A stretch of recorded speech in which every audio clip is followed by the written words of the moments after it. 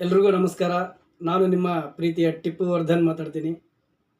ಕರ್ನಾಟಕ ಚಲನಚಿತ್ರ ವಾಣಿಜ್ಯ ಮಂಡಳಿಯ ಈ ವರ್ಷದ ನೂತನ ಚುನಾವಣೆ ದಿನಾಂಕ 14/12/2024 ಶನಿವಾರ ನಡೆಯಲಿದೆ. ದಯವಿಟ್ಟು ಸೂಕ್ತ ಅಭ್ಯರ್ಥಿಗಳನ್ನು ಇವರು ಕೆಲಸ ಮಾಡ್ತಾರೆ ನಮ್ಮ ಪರವಾಗಿ ಅನ್ನೋವಂಥದ್ದು ನಿಮ್ಮ ಮನಸ್ಸಿಗೆ ಬಂದಾಗ ಅಂಥ ಒಬ್ಬ ಸಮರ್ಥ ನಾಯಕನನ್ನು ಆಯ್ಕೆ ಮಾಡಿ ಕರ್ನಾಟಕ ಚಲನಚಿತ್ರ ವಾಣಿಜ್ಯ ಮಂಡಳಿಯ ಅಧ್ಯಕ್ಷ ಪಟ್ಟಕ್ಕೆ ನಾವೆಲ್ಲ ಆಯ್ಕೆ ಮಾಡಿ ಕಳಿಸೋಣ. ನಾನು ಕೂಡ ಬಹಳ ವರ್ಷದಿಂದ MS ರಮೇಶ್ ಅವರ ಪೀರಿಯಡ್ನಿಂದ ಹಿಡಿದು ಇಲ್ಲಿವರೆಗೂ ಕೂಡ ಅನೇಕ ಅಧ್ಯಕ್ಷಗಳ ಕಾರ್ಯವೈಖರಿಗಳನ್ನು ನೋಡ್ತಾ ಬಂದಿದ್ದೇನೆ.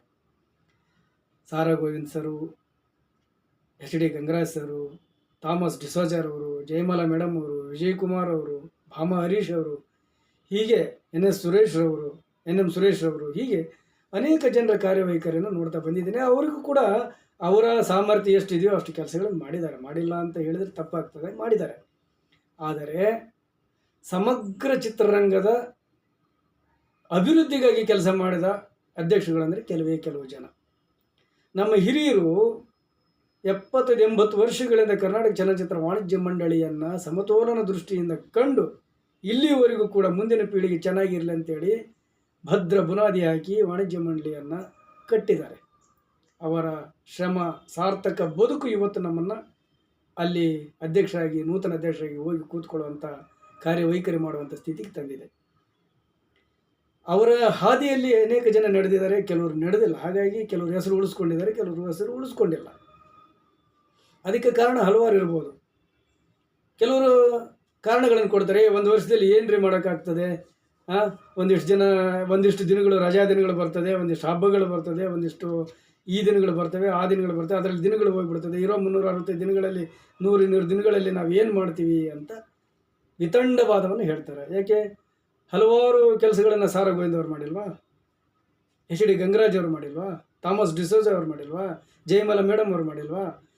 ಸ್ವಾಮಿ, ಮಾಡಬೇಕನ್ನೋ ಮನಸ್ಸು ಬಂದರೆ ಕಡಿಮೆ ಅವಧಿಯಲ್ಲಿ ಹೆಚ್ಚು ಕೆಲಸನ ಮಾಡೋಕ್ಕೆ ಸಾಧ್ಯ. ಮನಸ್ಸು ಬೇಕು ಮೊದಲು.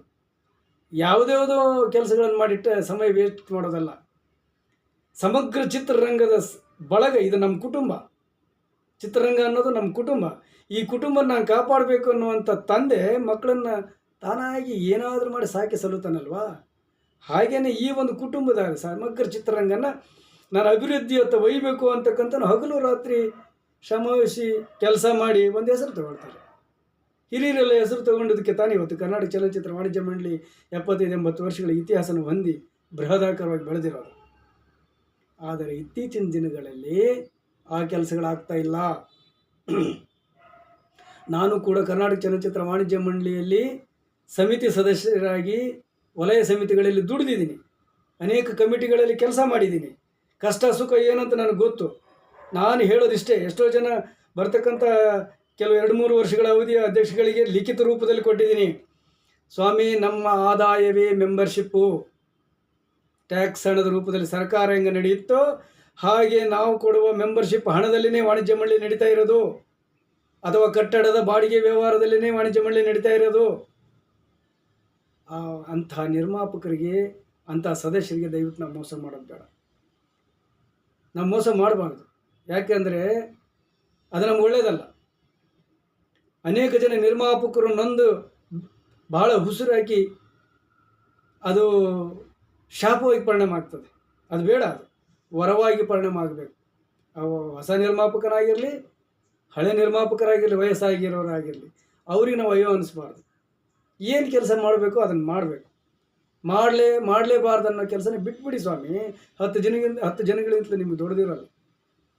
ಹಾಗಾಗಿ ಟಿಪ್ಪು ವರ್ಧನ್ ಆಗಿರ್ತಕ್ಕಂಥ ನಾನು ನಿಮ್ಮಲ್ಲಿ ಮನವಿ ಮಾಡ್ತೀನಿ, ಮತದಾರ ಬಂಧುಗಳೇ, ಈ ಸಾರಿ ಮಾತ್ರ ಅನೇಕ ಕೆಲಸ ಕಾರ್ಯಗಳು ವಾಣಿಜ್ಯ ಮಂಡಳಿಯಿಂದ ಆಗಬೇಕಾಗಿದೆ. ಅನೇಕ ಹಿರಿಯರು ಕಟ್ಟಿ ಬೆಳೆಸಿರ್ತಕ್ಕಂಥ ಈ ಒಂದು ಸಂಸ್ಥೆ ಹೆಸರನ್ನು ಉಳಿಸಬೇಕಾಗಿದೆ. ಅಂಥ ಒಬ್ಬ ಸಾಮರ್ಥ್ಯವುಳ್ಳುವಂಥ ಅಧ್ಯಕ್ಷನನ್ನು ನಾವು ಆಯ್ಕೆ ಮಾಡಿ ಮತ್ತು ಸಾಮರ್ಥ್ಯವುಳ್ಳ ಕಮಿಟಿಯ ಟೀಮನ್ನು ಆಯ್ಕೆ ಮಾಡಿ ಇವತ್ತು ವಾಣಿಜ್ಯ ಮಂಡಳಿಯನ್ನು ಸುಧಾರಣೆ ಮಾಡಬೇಕಾಗಿದೆ. ಕರ್ನಾಟಕ ಚಲನಚಿತ್ರ ವಾಣಿಜ್ಯ ಮಂಡಳಿಯಲ್ಲಿ 3 ವಲಯಗಳಿವೆ. ಪ್ರದರ್ಶಕರ ವಲಯ, ಚಿತ್ರ ನಿರ್ಮಾಪಕರ ವಲಯ, ಚಿತ್ರ ವಿತರಕರ ವಲಯ. ಈ 3 ವಲಯಗಳಿಗೂ ಇರ್ತಕ್ಕಂಥ ಸದಸ್ಯರ ಅಭಿವೃದ್ಧಿಗಾಗಿ ಶ್ರಮಿಸ್ತಕ್ಕಂಥ ಒಬ್ಬ ಸಾಮರ್ಥ್ಯವುಳ್ಳ ಅಧ್ಯಕ್ಷನನ್ನು ನಾವು ಆಯ್ಕೆ ಮಾಡೋಣ. ಎಷ್ಟೋ ಕೆಲಸಗಳು ಇವತ್ತು ನೆನೆಗುದಿಗೆ ಬಿದ್ದಿದೆ. ಅದಕ್ಕೆ ಕಾರಣ ಕೊಡ್ತಾರೆ, ಸಮಯ ಸಾಕಾಗಲ್ಲ ಅಂತ. ಆಯಿತು, ಬೈಲ ತಿದ್ದುಪಡಿ ಮಾಡೋದಕ್ಕೆ ಪ್ರಯತ್ನ ಮಾಡೋಣ. 2 ವರ್ಷದ ಅವಧಿನೋ 3 ವರ್ಷದ ಅವಧಿನೋ ಮಾಡಿದರೆ ಏನೋ ಆ ಅಧ್ಯಕ್ಷರಿಗೆ ಸಮಯ ಇರುತ್ತೆ ಅನ್ನೋ ಕಾರಣಕ್ಕೆ ಕೆಲಸ ಮಾಡ್ತಾರೆ ಅನ್ನೋವಂಥದ್ದು, ಅದು ಆಮೇಲೆ ವಿಚಾರ ಮಾಡೋಣ. ಆದರೆ 5 ವರ್ಷಗಳಿಂದ ಸಬ್ಸಿಡಿ ಹಣ ಬಂದಿಲ್ಲ. ಚಿತ್ರ ನಿರ್ಮಾಪಕ ತನ್ನ ಕಷ್ಟ ಸುಖಗಳನ್ನು ಬದಿಗಿಟ್ಟು ಏನೋ ಆಕರ್ಷಿತನಾಗಿ ಚಿತ್ರರಂಗವನ್ನು ನಂಬಿ ಬಂದು ಇದು ಒಂದು ಉದ್ಯೋಗ ಅಂದ್ಕೊಂಡು ಹಣ ಹೂಡಿಕೆ ಮಾಡಿ ಮನೆ ಮಠಗಳನ್ನು ಕಳ್ಕೊಂಡು ಹೆಂಡತಿ ಮಕ್ಕಳಲ್ಲಿರ್ತಕ್ಕಂಥ ಒಡೆಯುವ ವಸ್ತ್ರಗಳನ್ನು ಕಳೆದುಕೊಂಡು ಇವತ್ತು ಚಿತ್ರ ನಿರ್ಮಾಣ ಮಾಡಿ ಥಿಯೇಟ್ರಿಗೆ ಬಿಡುಗಡೆ ಮಾಡೋ ಲೆವೆಲಿಗೆ ಬರ್ತಾನೆ. ಅಷ್ಟೊತ್ತಿಗೆ ಹಣ ಕಳ್ಕೊಂಡಿರ್ತಾನೆ. ಆದರೆ ಥಿಯೇಟ್ರಿಗೆ ಜನನೇ ಬರೋದಿಲ್ಲ, ಹಣನೂ ಹೊರಟೋಗುತ್ತೆ, ಅವನಿಗೆ ದುಡ್ಡು ಆಗೋದಿಲ್ಲ. ಹಾಗಿದ್ರೆ ಇದಕ್ಕೆ ಜವಾಬ್ದಾರಿ ಯಾರು? ಇದಕ್ಕೆ ಜವಾಬ್ದಾರಿ ಯಾರು? ಪ್ರಶ್ನೆಗೆ ಉತ್ತರ ಬೇಕಲ್ವಾ? ಅಧ್ಯಕ್ಷರಾಗಿ ಬಂದಿರತಕ್ಕಂಥ ನೀವು ಇದ್ರ ಬಗ್ಗೆ ಚಿಂತನೆ ಮಾಡಬೇಕಲ್ವಾ? ಇದಕ್ಕೇನಾದರೂ ಒಂದು ದಾರಿ ಹುಡುಕ್ಬೇಕಲ್ವಾ? ಮಾಡಿ, ದಯವಿಟ್ಟು ಮಾಡಿ. ಇನ್ಮೇಲಾದರೂ ನಿಮ್ಮ ಹೆಸರು ಉಳ್ಕೊಳ್ತದೆ. ಚಿತ್ರನ ಮಾರ್ಕೆಟ್ ಮಾಡೋಂಥದ್ದನ್ನು ಹೇಳ್ಕೊಡಿ. ಚಲನಚಿತ್ರ ರಂಗಕ್ಕೆ ಬರ್ತಕ್ಕಂಥ ಹೊಸ ಪೀಳಿಗೆಗೆ ದಾರಿ ಕೊಡಿ. ಅವರಿಗೆ ತಿಳುವಳಿಕೆ ನೀಡಿ, ನಿಮ್ಮ ಅನುಭವದ ತಿಳುವಳಿಕೆ ನೀಡಿ. ಅಥವಾ ಬರ್ತಕ್ಕಂಥ ನೂತನ ಅಧ್ಯಕ್ಷರಾಗಿರ್ತಕ್ಕಂಥವರು ಕೆಲಸ ನಿಭಾಯಿಸಿರ್ತಕ್ಕಂಥ ಮಾಜಿ ಅಧ್ಯಕ್ಷರುಗಳ ಸಲಹೆಗಳನ್ನು ತಗೊಳ್ಳಿ. ಅವ್ರು ಹೇಳ್ಕೊಡ್ತಾರೆ ನಿಮ್ಗೆ ಅನುಭವ ಇಲ್ಲ ಅಂದರೆ. ಅಥವಾ ಈ ಸಮಾಜದ ತಿಳುವಳಿಕೆಗಾಗಿ ಹೋರಾಡ್ತಕ್ಕಂಥ ಕೆಲವು ಹಿರಿಯ ಪತ್ರಕರ್ತರುಗಳಿದ್ದಾರೆ, ಅವ್ರ ಸಲಹೆಗಳನ್ನು ತಗೊಳ್ಳಿ. ಅವರು ತಿಳಿಸಿ ಹೇಳ್ಕೊಡ್ತಾರೆ. ತಗೊಂಡು ರಾಜಕೀಯ ವಲಯದಲ್ಲಿ ಸಂಪರ್ಕ ಮಾಡಿ ಅನೇಕ ಕೆಲಸಗಳು ಇವತ್ತು ಸರ್ಕಾರದ ವತಿಯಿಂದ ಆಗಬೇಕಾಗಿದೆ, ಅವನ್ನು ಮಾಡಿ. ಆಮೇಲೆ ಚಿತ್ರ ನಿರ್ಮಾಪಕರಿಗೆ ಬೇಕಾಗ್ತಕ್ಕಂಥ ಚಿತ್ರೀಕರಣದ ವ್ಯವಸ್ಥೆಗೆ ಸರಳೀಕರಣಗೊಳಿಸಿ. ಇವತ್ತು ಪ್ರಾಣಿದಯ ಸಂಘದ ಕಚೇರಿಗಳು ಎಲ್ಲೆಲ್ಲೋ ಇದೆ. ಅಷ್ಟು ದೂರ ಹೋಗಿ ಚಿತ್ರ ನಿರ್ಮಾಪಕ ಪರ್ಮಿಷನ್ ತೊಗೊಂಡು ಬಂದು ಕೆಲಸ ಶೂಟಿಂಗ್ ಶುರು ಮಾಡಬೇಕು.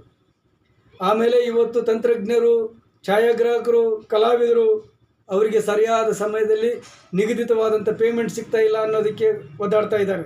ಅದನ್ನು ಹೇಗೆ ರೂಪರೇಖೆ ಹಾಕಿ ಚಿತ್ರ ನಿರ್ಮಾಪಕರಿಗೆ ಅನುಕೂಲವಾಗುವಂತೆ ಮಾಡಿ ಸರಳೀಕರಣಗೊಳಿಸಬೇಕು, ಅದನ್ನು ಮಾಡಿ.